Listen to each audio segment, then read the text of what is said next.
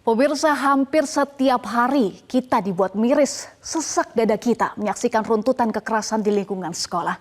Kekerasan tidak hanya melibatkan antar siswa, guru yang seharusnya digugu dan ditiru juga tak luput dari aksi kekerasan kepada murid.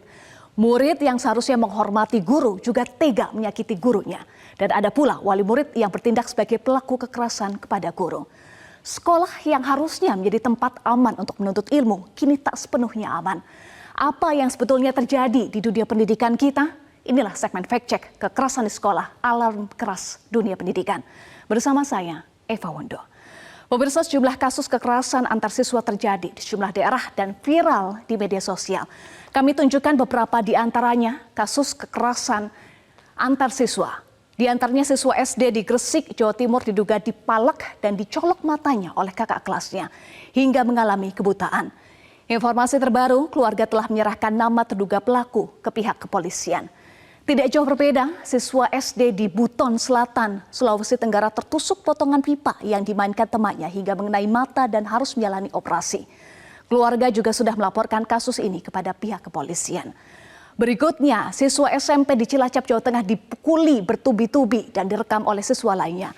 Bahkan videonya viral di media sosial. Saat ini kepolisian menerapkan tindakan hukum kepada pelaku berdasarkan Undang-Undang Perlindungan Anak dan Undang-Undang Sistem Peradilan Anak. Terbaru, sudah ada 2 tersangka dalam kasus ini. Kasus kekerasan berikut yang dilakukan oleh oknum guru yang seharusnya digugu dan ditiru. Seorang guru SMP di Lamongan, Jawa Timur mencukur rambut 19 siswi karena tidak memakai ciput atau bagian dalam kerudung. Sejumlah siswa mengalami trauma akibat ulah guru yang saat ini sudah dibebas tugaskan itu. Berikutnya, murid yang seharusnya menghormati guru juga tega menganiaya guru madrasah aliyah tempatnya menimba ilmu di Demak, Jawa Tengah dengan celurit. Motifnya karena dilarang ikut ujian tengah semester karena pelaku belum mengerjakan tugas wajib yang menjadi syarat ikut tes. Tersangka dijerat dengan pasal penganiayaan, sedangkan korban dirujuk ke RSUP Dr. Karyadi Semarang, Jawa Tengah untuk mendapatkan perawatan medis. Ada juga orang tua atau wali murid yang bertindak sebagai pelaku kekerasan terhadap guru. Guru SMA di Rejang Lebong, Bengkulu, dikatapel oleh seorang wali murid karena tidak terima anaknya ditegur akibat merokok di sekolah hingga mengalami kebutaan. Tersangka kini terancam hukuman 16 tahun penjara karena melakukan penganiayaan berat. Maraknya kasus kekerasan di lingkungan pendidikan membuat Mendikbudristek menyebut kekerasan di sekolah sebagai pandemi yang lebih besar dari COVID-19. Menyebar dengan skala besar dengan korban yang besar. Nadiem menyatakan masalah kekerasan di sekolah tidak bisa atau tidak dibicarakan di tingkat sekolah dan daerah, hanya muncul di permukaan jika ada kasus dan viral di media sosial. Setelah itu tidak lagi dibahas dan ditangani dengan serius. Tidak ada artinya transformasi pendidikan dengan meningkatkan mutu guru hingga perubahan kurikulum jika anak-anak tidak merasa aman di lingkungan satuan pendidikan.